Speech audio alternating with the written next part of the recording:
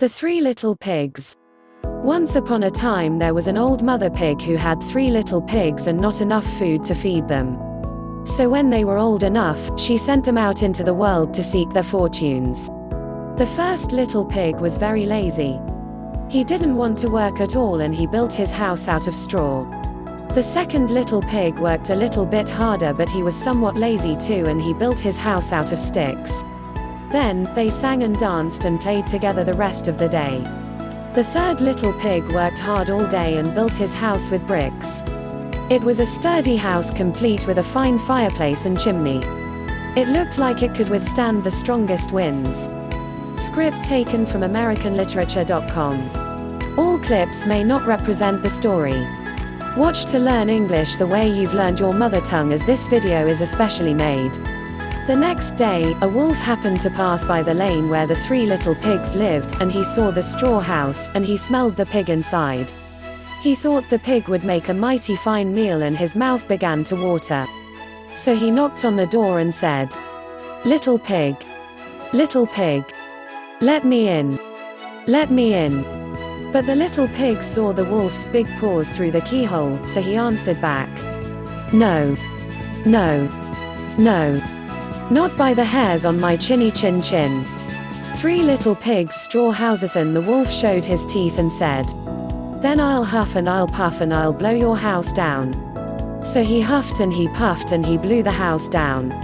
The wolf opened his jaws very wide and bit down as hard as he could, but the first little pig escaped and ran away to hide with the second little pig. The wolf continued down the lane and he passed by the second house made of sticks, and he saw the house, and he smelled the pigs inside, and his mouth began to water as he thought about the fine dinner they would make. So he knocked on the door and said, "Little pigs, let me in, let me in." But the little pigs saw the wolf's pointy ears through the keyhole, so they answered back, "No, no, no. Not by the hairs on our chinny chin chin." So the wolf showed his teeth and said, "Then I'll huff and I'll puff and I'll blow your house down." So he huffed and he puffed and he blew the house down. The wolf was greedy and he tried to catch both pigs at once, but he was too greedy and got neither. His big jaws clamped down on nothing but air and the 2 little pigs scrambled away as fast as their little hooves would carry them. The wolf chased them down the lane and he almost caught them. But they made it to the brick house and slammed the door closed before the wolf could catch them. The 3 little pigs, they were very frightened, they knew the wolf wanted to eat them. And that was very, very true. The wolf hadn't eaten all day and he had worked up a large appetite chasing the pigs around, and now he could smell all 3 of them inside, and he knew that the 3 little pigs would make a lovely feast. 3 little pigs brick house.